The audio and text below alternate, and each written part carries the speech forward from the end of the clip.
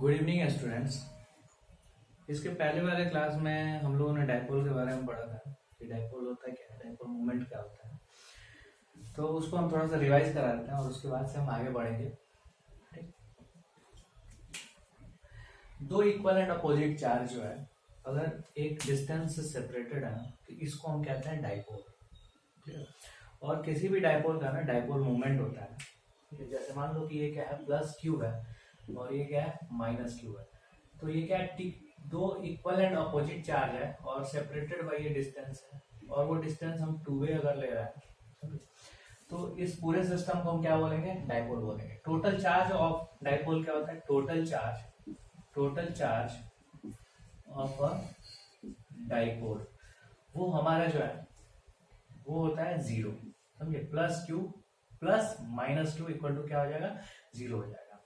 अब देखो ये डायपोल जो है ना, ये पूरा जो सिस्टम है इसका एक डायपोल मूवमेंट होता है, समझे। और डायपोल मूवमेंट जो होता है वो वेक्टर क्वांटिटी होता है, यानी कि हम डायपोल भी कह सकते हैं। डायपोल क्या है, वेक्टर है। डायपोल मूवमेंट, ठीक है। और ये जो होता है एक वेक्टर क्वांटिटी होता है, ठीक है, वेक्टर क्वांटिटी। क्लियर, ये क्या होता है, वेक्टर क्वांटिटी होता है। अब ये जो डायपोल मोमेंट है इसको हम कैसे P से डिनोट करते हैं, समझे। और P इक्वल टू क्या होगा, तो Q इंटू यानी कि product of charges into distance between them, and जो डायरेक्शन होगा वो P यूनिट वेक्टर से दिखाया जाएगा। यानी कि डायपोल का जो डायरेक्शन होगा वो कहां से कहां तक होता है, निगेटिव टू पॉजिटिव हम लेके चलते हैं। डायपोल का जो डायरेक्शन होता है वो निगेटिव टू पॉजिटिव हम लेके चलते हैं। अब देखो यहाँ पे डायरेक्ट मान नहीं लिया गया है ना कि ये जो है डायरेक्ट डायपोल का डायरेक्शन निगेटिव टू पॉजिटिव होगा। क्यों ऐसा किया जा रहा है तो ये हम आज सीखेंगे, समझे। जो ये पहले बता दिया है कि डायपोल का डायरेक्शन कहाँ से माइनस जो चार्ज है माइनस चार्ज से लेके प्लस चार्ज तक होता है, लेकिन ऐसा क्यों होता है तो वो हम आज सीखेंगे। ठीक। अब देखो यहाँ पे क्या है कि इलेक्ट्रिक फील्ड हम इस दोनों चार्ज के चलते फाइंड कर रहे थे, ठीक है। अलग अलग जगह पे हम फाइंड कर रहे थे, एक्सिस पे फाइंड कर रहे थे और इक्वेटोरियल जो प्लेन रहता है ना उसके किसी भी पॉइंट पे हम फाइंड कर रहे थे, समझे कि नहीं। तो जो भी हम फाइंड किए, जो भी हमारा रिजल्ट आया उसको हम P के टर्म में यानी कि डायपोल मोमेंट के टर्म में हम लिखे थे। अगर इसका मैग्नीट्यूड की बात करेंगे तो P इक्वल टू क्या हो जाएगा, Q इंटू 2a। ये हमारे का डायपोल मोमेंट का मैग्नीट्यूड हो जाएगा।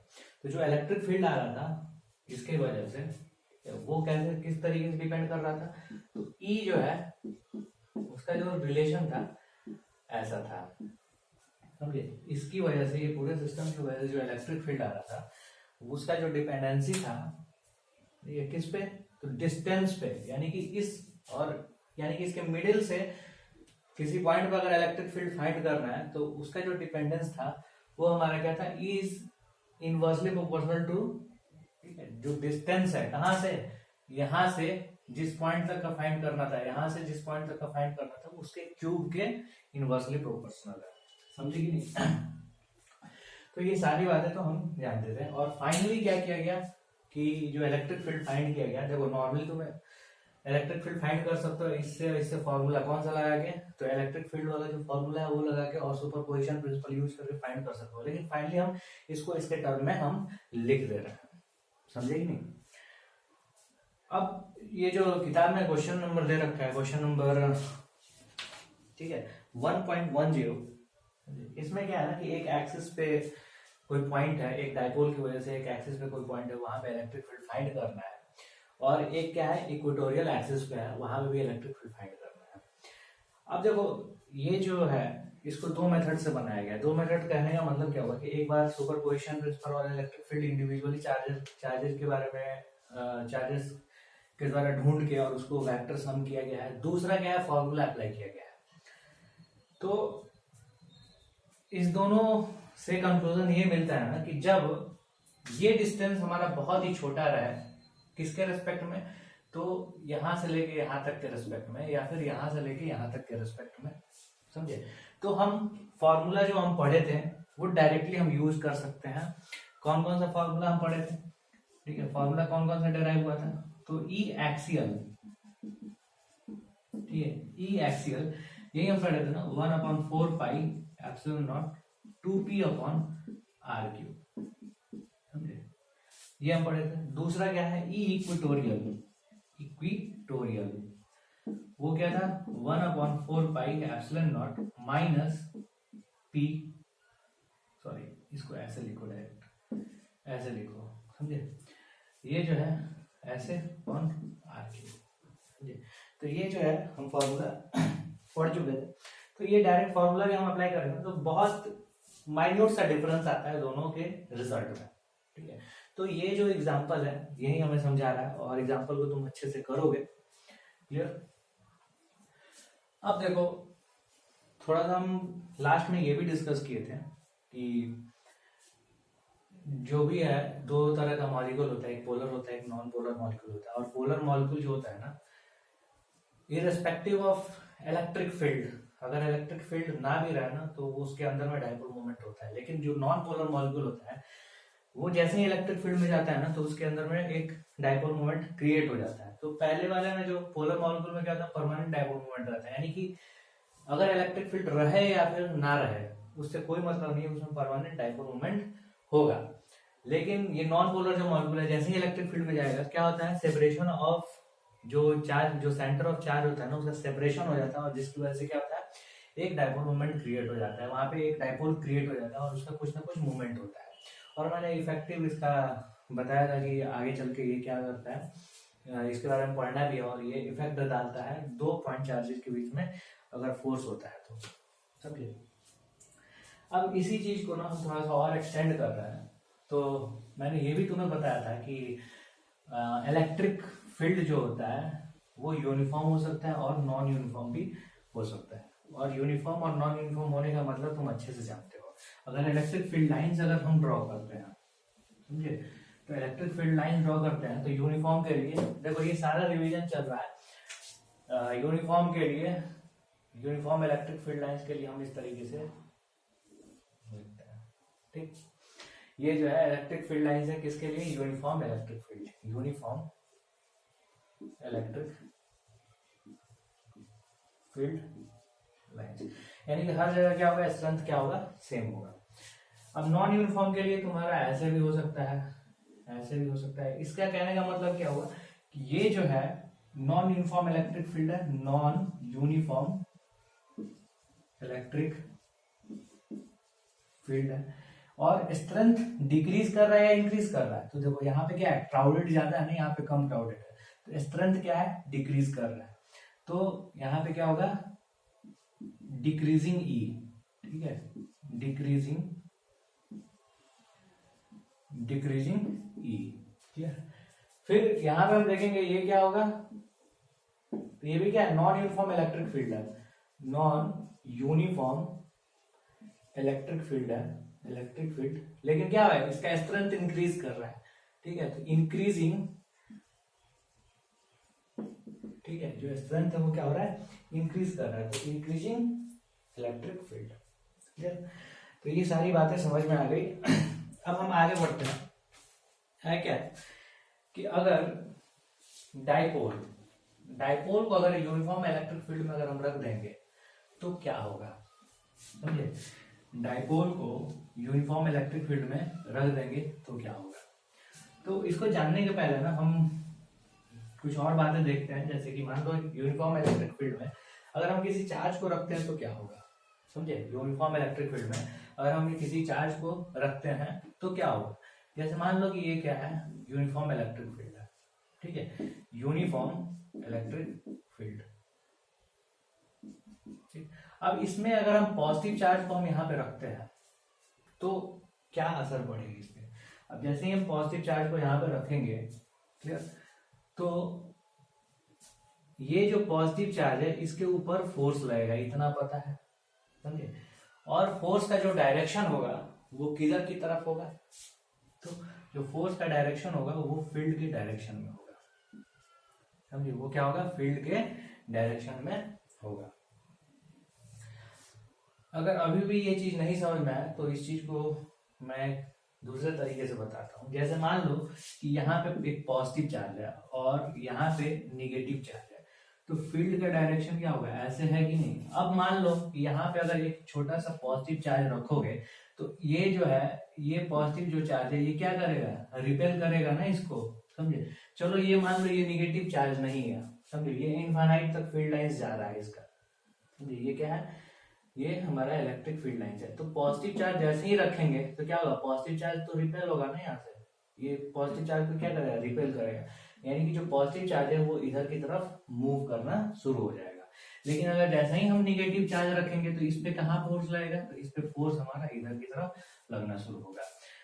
क्लियर हुआ। अब देखो हम ऐसे भी कह सकते हैं कि यहाँ पे जो इलेक्ट्रिक फील्ड का जो डायरेक्शन है वो इधर की तरफ है। अब हम यहाँ पे पॉजिटिव चार्ज अगर रखते हैं तो उस पे जो फोर्स लगेगा वो इधर की तरफ लगेगा। सिंपल, ये तुम पढ़े हो ना, F इक्वल टू क्या होता है, Q इंटू ई, समझे, F इक्वल टू क्या होगा, Q इंटू ई। अगर हम निगेटिव चार्ज यहाँ पे रखते हैं, समझे, यहाँ पे निगेटिव चार्ज रखते हैं तो हमारा क्या हो जाएगा, दूसरे केस में क्या हो जाएगा, ठीक है, दूसरे केस में हमारा F equal to minus Q into E, समझे। यानी कि इलेक्ट्रिक फील्ड का जो डायरेक्शन है ना, वो जो फोर्स लगेगा वो क्या होगा, जस्ट इलेक्ट्रिक फील्ड के डायरेक्शन के अपोजिट लगेगा, समझे। देखो यहाँ पे इलेक्ट्रिक फील्ड का डायरेक्शन अगर इधर है तो माइनस लगा तो फोर्स हमारा क्या होगा, इधर की तरफ लगेगा। समझ में आया, इतना क्लियर हो गया। तो हम इसको ऐसे भी कह सकते हैं कि अगर इलेक्ट्रिक फील्ड में या फिर इलेक्ट्रिक फील्ड लाइंस पे अगर हम पॉजिटिव चार्ज रखते हैं ना, तो जो पॉजिटिव चार्ज मूव किधर करेगा, तो जिधर इलेक्ट्रिक फील्ड का डायरेक्शन होगा ना उधर की तरफ मूव करेगा। जैसे मान लो कि इलेक्ट्रिक फील्ड लाइंस जो है वो ऐसे है, समझे, इसका जो डायरेक्शन है वो इस तरीके से है। तो पॉजिटिव चार्ज अगर यहाँ पे रखोगे तो वो पॉजिटिव चार्ज ऐसे मूव करते हुए जाएगा। क्लियर। अगर निगेटिव चार्ज रखोगे तो वो निगेटिव चार्ज ऐसे मूव करते हुए जाएगा, समझे। पॉजिटिव चार्ज क्या होता है, डायरेक्शन ऑफ इलेक्ट्रिक फील्ड की तरफ मूव करता है, और निगेटिव चार्ज क्या है, just opposite of the direction of electric field की तरफ मूव करता है। इतना आप सीख लिया। अब देखो हमें आगे देखना है जो dipole in a uniform external field, यानी कि एक uniform external field. External field का मतलब क्या हुआ, यानी कि जो डाइपोल है ना उसकी वजह से भी तो एक इलेक्ट्रिक फील्ड होगा ना, जो डाइपोल है उसकी वजह से भी एक क्या होगा, एक इलेक्ट्रिक फील्ड होगा, समझे कि नहीं। तो वो फील्ड को हमें, उसके बारे में हमें जानकारी, उसके बारे में हमें बात ही नहीं करना है, ठीक है। हमारे पास क्या है कि एक एक्सटर्नल इलेक्ट्रिक फील्ड है, समझे। Dipole in an external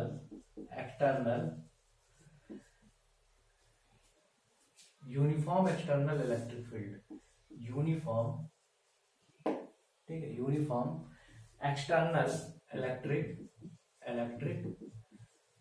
field. अब देखो जैसे अभी हम तुमको कुछ देर पहले हम समझाए थे कि इलेक्ट्रिक फील्ड है और वहां पे हम चार्ज को रख रहे हैं, तो हम चार्ज का क्या इलेक्ट्रिक फील्ड है उसको तो हम कंसीडर नहीं कर रहे ना। तो चार्ज का इलेक्ट्रिक फील्ड हम नहीं कंसीडर कर रहे हैं, लेकिन हम किसी न किसी दूसरे के इलेक्ट्रिक फील्ड के अंदर में वो चार्ज ला रहे थे, तो वो चार्ज पे क्या लग रहा था, फोर्स लग रहा था। तो वो जो इलेक्ट्रिक फील्ड था ना वो क्या था, एक्सटर्नल इलेक्ट्रिक फील्ड था। तो dipole in a uniform external field, dipole in a uniform external electric field, समझे। अगर एक डाइपोल को अगर हम यूनिफॉर्म एक्सटर्नल इलेक्ट्रिक फील्ड में अगर रखते हैं तो उस पे क्या होगा, समझे, ये हमें देखना है। अब देखो ये जो है 2-3 नंबर का इसका डेरिवेशन जो है ये बहुत ही इंपॉर्टेंट है और ये पेपर में आता है, और कंपटीशन पॉइंट ऑफ व्यू से भी ये बहुत ही इंपॉर्टेंट है। एकदम ध्यान से देखोगे, मैं एकदम शुरू से बता रहा हूँ, एकदम बेसिक से बता रहा हूँ, ठीक है। एक एक चीज ध्यान से देखोगे सब सीख जाओगे, ओके। अब देखो तुम्हारी मर्जी है कि तुम किताब वाला ड्राइंग जो है वो बनाओ या फिर मैं जो बना रहा हूँ वो बनाओ, समझे। हम दोनों ड्राइंग यहाँ पे हम देख लेंगे। अब जैसे मान लो ये हमारा क्या है, यूनिफॉर्म एक्सटर्नल, ठीक है, इलेक्ट्रिक फील्ड है, समझे, यूनिफॉर्म एक्सटर्नल इलेक्ट्रिक फील्ड है, क्लियर।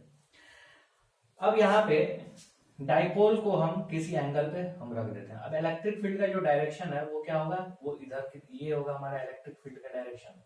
अब डाइपोल को, ठीक है, हम किसी एंगल पे रख देते हैं।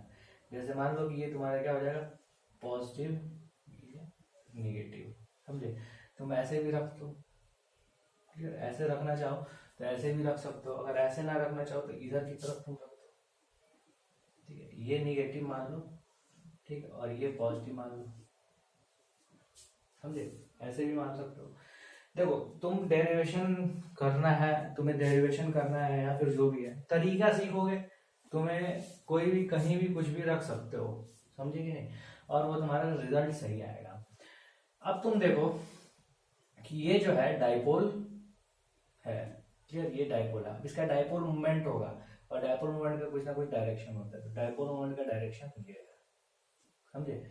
और इसको हम दिखा दिए पी से, इसको हम क्या कर दिए, पी से दिखा दिए। अब देखो ये जो है पूरा जो सिस्टम है ये यूनिफॉर्म एक्सटर्नल फील्ड के अंदर में है। अब देखो यूनिफॉर्म एक्सटर्नल फील्ड के अंदर में है, तो इस पे जो फोर्स लगेगा, ठीक, वो इधर के डायरेक्शन में लगेगा। पॉजिटिव चार्ज पे जो फोर्स लगेगा वो इधर की डायरेक्शन में लगेगा, और निगेटिव चार्ज पे जो फोर्स लगेगा वो इधर के डायरेक्शन में लगेगा। समझ में आया, ये जो है इधर के डायरेक्शन में लगेगा। अब फोर्स लगेगा कितना, तो जो F इक्वल टू कितना होगा, हम मान लेते हैं कि ये जो चार्ज है वो कितना है, Q है, और ये क्या है, माइनस Q है। तो इस पे जो फोर्स लगेगा वो लगेगा F equal to Q into E, समझे। और इस पे लगेगा F equal to minus Q into E। अब देखो यहाँ पे हम डायरेक्शन पहले से दिखाए है ना, तो यहाँ पे अगर हम माइनस साइन नहीं भी लगाए तो कोई दिक्कत नहीं है, यानी कि अगर हम इसको सिर्फ और सिर्फ मैग्नीट्यूड के फॉर्म में अगर लिखें तो भी हमें कोई दिक्कत नहीं है, समझे। तो हम यहाँ पे क्या करते हैं, मैग्नीट्यूड के फॉर्म में ही हम लिख देते हैं, समझे। हर जगह तुम्हें जब डायरेक्शन दिखा दी है ना, तो तुम्हें वेक्टर के फॉर्म में लिखने की जरूरत नहीं है, समझे। तो हम यहाँ पे डायरेक्ट इसी तरह से लिखेंगे, Q इक्वल टू कितना हो जाएगा, सॉरी F इक्वल टू कितना हो जाएगा, F equal to Q into E, QE हम ऐसे लिख देते हैं। और यहाँ पे क्या होगा, F इक्वल टू क्या होगा, QE, समझे। ये हमारा हो गया। अब देखो बुक में ना यही जो फिगर जो दे रखा है, ठीक है, जो ये फिगर दे रखा है, इसको ये ऐसे घुमा दिया है, समझे, इस तरीके से घुमा दिया है। तो तुम लोग बुक वाला जो है इसको प्रैक्टिस करोगे, समझे, कोई बहुत बड़ा चीज नहीं है। अब देखो इसके बीच का जो डिस्टेंस है वो कितना है, 2a है, समझे। ये इसके बीच का जो डिस्टेंस है वो कितना है, 2a है।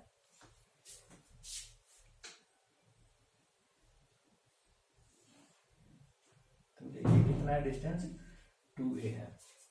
चलो अब देखो आगे क्या करना है, ध्यान से देखना।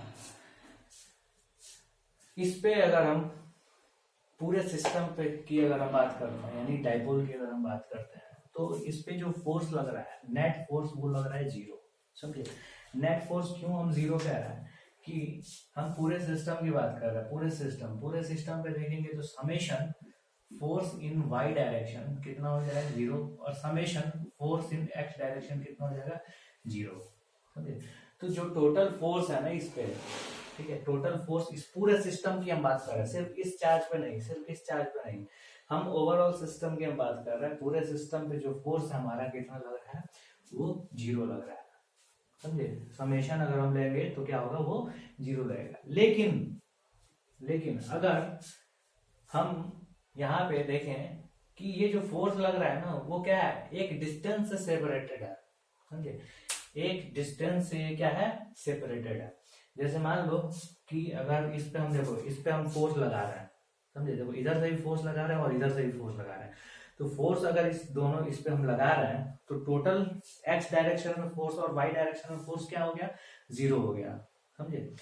अब इतना ही फोर्स अगर हम अगर ये पेन इस तरीके से है और इतना ही फोर्स हम इस पे लगा रहे हैं और इस पे इतना ही फोर्स लगा रहे हैं, तो क्या होगा, फोर्स एक इधर के डायरेक्शन में लग रहा है और एक इधर के डायरेक्शन में लग रहा है, तो उस वक्त भी क्या होगा, दोनों का फोर्स का अगर मैग्नीट्यूड बराबर होगा ना, तो समेशन Fx और समेशन Fy क्या हो जाएगा, 0 हो जाएगा। लेकिन ये जो फोर्स जो है ना, एक लाइन में नहीं है, एक अलाइनमेंट में नहीं है। और एक अलाइनमेंट में नहीं है। जैसे मान लो कि यहाँ पे तुम्हारे पास एक लकड़ी का टुकड़ा हो, इस पे तुम ऐसे फोर्स लगाओ, इस पे ऐसे फोर्स लगाओ, तो ये क्या होगा, ये घूमना शुरू कर देगा ना, समझे, ये क्या करेगा, घूमना शुरू कर देगा।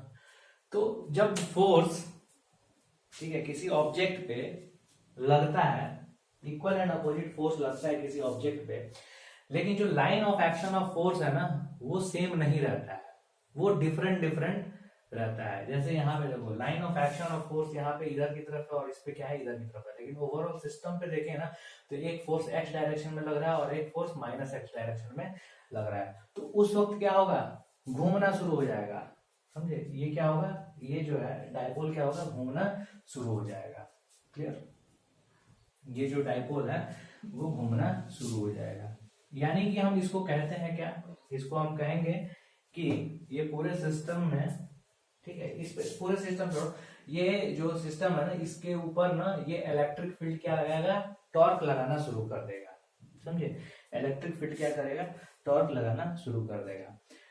अब देखो ये जो डाइपोल है ये किस किस चीज का हो सकता है, तो ये किसी न किसी मॉलिक्यूल का हो सकता है, किसी एटम का हो सकता है, ठीक है, यानी कि छोटे छोटे मॉलिक्यूल या फिर कोई भी ऐसा कोई सिस्टम है। जैसे मान लो कि कल हम पढ़ रहा था ना तो CH4 की हम बात कर रहे थे, समझे, हम बात कर रहे थे H2O मॉलिक्यूल की बात कर रहे थे। तो H2O मॉलिक्यूल अगर ये रहता है तो उसमें परमानेंट डाइपोल मूवमेंट होता है, हम उसकी बात कर रहे हैं। यहाँ पे हम ऐसे मॉलिक्यूल की बात नहीं कर रहे हैं ना जो क्या होता है, नॉन पोलर होता है, और उसको हम इलेक्ट्रिक फील्ड में ले जाएंगे तब क्या होगा, वो डाइपोल क्रिएट होगा वहां पे। और उसके बाद के तो वो अभी हम नहीं देख रहे हैं, ठीक है, हम धीरे धीरे जब चैप्टर 2 में जब बढ़ेंगे ना तो उस वक्त हम ये भी देखेंगे। तो यहाँ पे क्या है, पूरे सिस्टम पे, यानी कि ये जो है इस डायपोल, ये इलेक्ट्रिक फील्ड क्या कर रहा है, इस डायपोल पे टॉर्क लगा रहा है, समझे। अब टॉर्क होता क्या है, टॉर्क होता क्या है,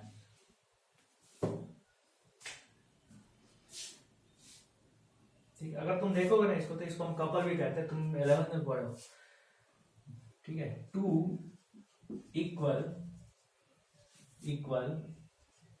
and opposite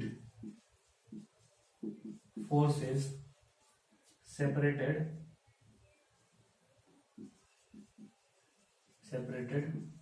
by a distance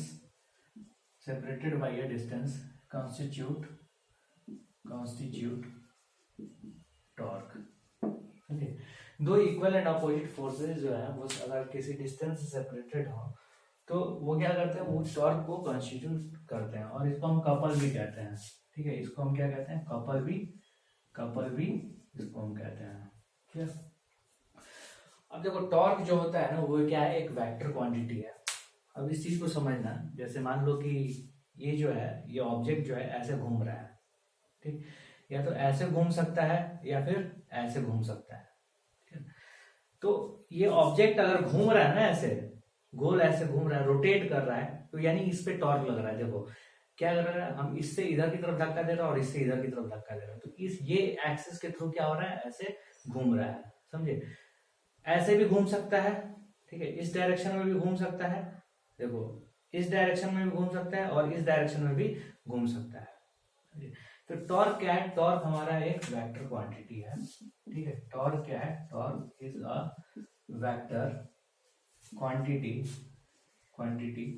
which has both magnitude and direction, ठीक है, both have which has both magnitude and direction। तो देखो टॉर्क का जो मैग्नीट्यूड है उसके बारे में हम पढ़ेंगे, यानी कि यहाँ पे जो है इलेक्ट्रिक फील्ड जो है वो क्या कर रहा है, टॉर्क लगा रहा है, तो उसके मैग्नीट्यूड के बारे में हम पढ़ेंगे। पहले हम डायरेक्शन क्लियर कर लेते हैं।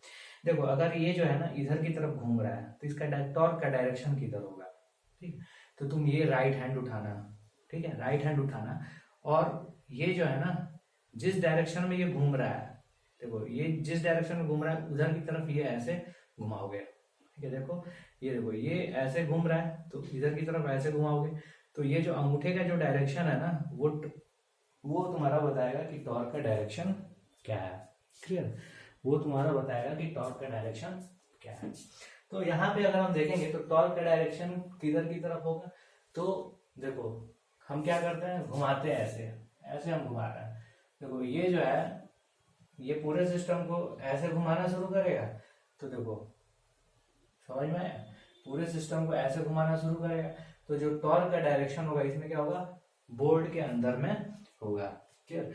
अब बुक में जो दे रखा है ना, बुक में देखना ना तुम्हारा जो नेगेटिव चार्ज है वो इधर की तरफ दे रखा है, पॉजिटिव चार्ज इधर की तरफ दे रखा है, तो उस वक्त क्या होगा, टॉर्क एक फोर्स इधर लगेगा और एक फोर्स इधर लगेगा, यानी कि जो पूरा सिस्टम होगा वो ऐसे घूमना शुरू होगा, इस तरीके से घूमना शुरू होगा और इस तरीके से घूमना शुरू करेगा, तो टॉर्क कहाँ होगा, तो पेपर के प्लेन से, तो जो टॉर्क का डायरेक्शन होगा वो कहाँ होगा, तो जो पेपर का जो प्लेन है ना उससे बाहर की तरफ आता हुआ दिखेगा। इतना क्लियर हो गया।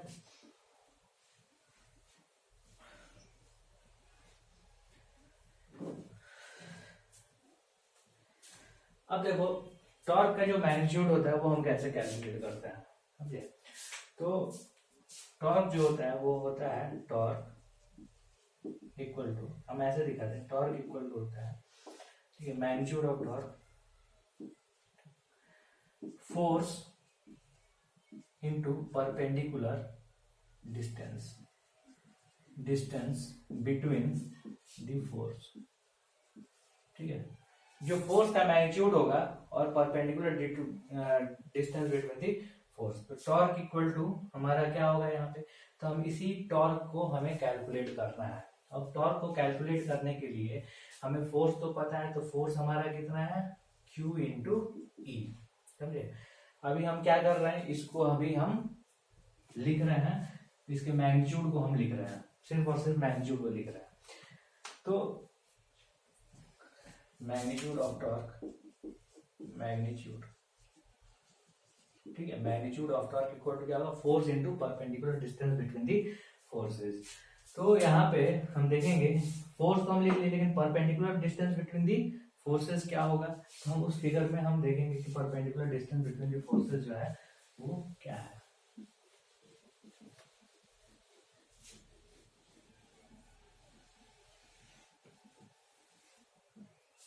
देखो यहां पे ध्यान देना,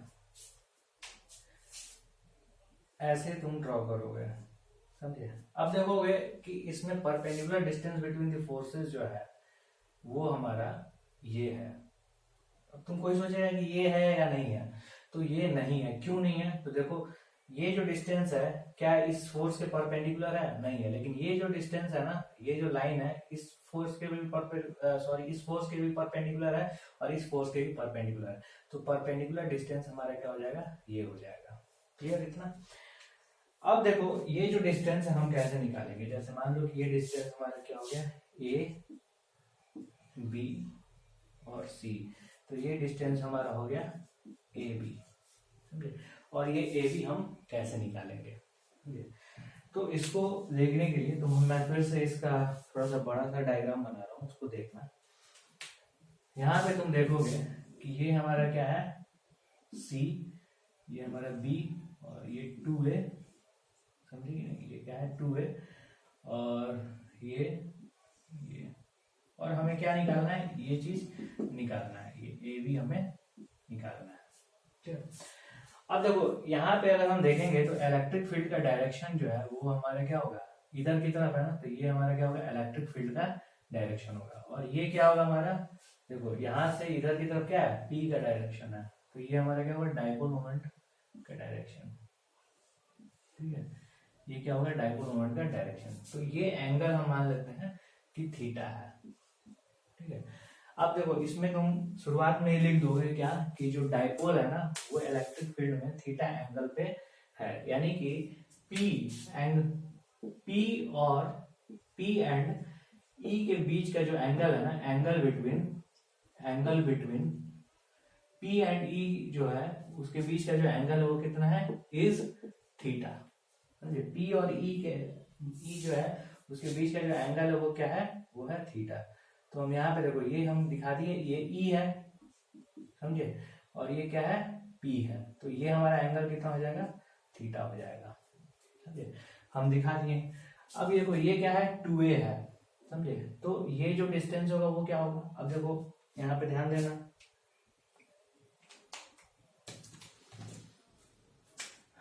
तो ये हमारा क्या है, राइट एंगल ट्रायंगल है। तो राइट एंगल ट्रायंगल में देखेंगे तो यहाँ पे इसका देखो ये देखो परपेंडिकुलर, ये हमारा क्या परपेंडिकुलर, परपेंडिकुलर ठीक है upon hypotenuse, P upon H लिखो डायरेक्ट, ये उतना लिखने की जरूरत नहीं है, ठीक है। ये तुम्हें पता है ना कि साइन थीटा इक्वल टू क्या होगा, P अपॉन एच, समझे। और ये हमारा क्या हाइपोटेन्यूज है और ये क्या है P है, तो P इक्वल टू क्या होगा एच साइन थीटा, समझे। P इक्वल टू क्या होगा एच साइन थीटा, और यहाँ पे h क्या है तो 2a है, तो 2a साइन थीटा। तो AB इक्वल टू क्या निकल गया हमारा, AB इक्वल टू क्या हो गया 2a साइन थीटा। तो QE into 2a sine theta, ये हमारा क्या है टॉर्क का मैग्नीट्यूड निकल गया। ये मैं मिटा देता हूँ।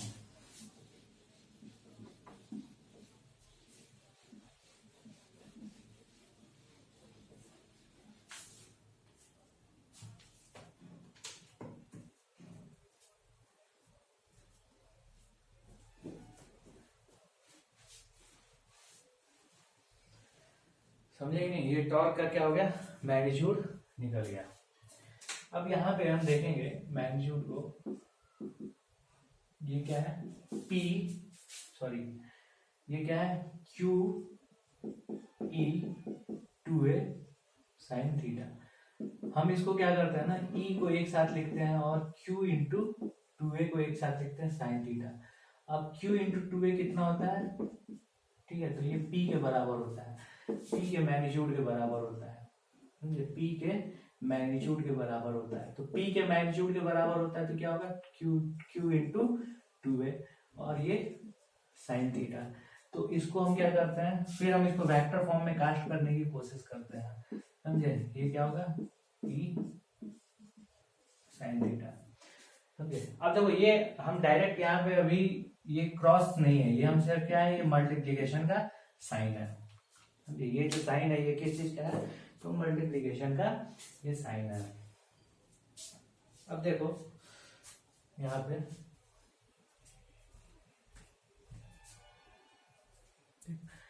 ये मल्टीप्लीकेशन का साइन है। अब देखो अगर हमको इसे ना वेक्टर फॉर्म में अगर कास्ट करना होगा तो हमें कैसे लिखना होगा, तो टाउ ठीक है equal to P cross E, समझे। ये हम क्या किए वेक्टर फॉर्म में हम कास्ट कर दिए, ठीक।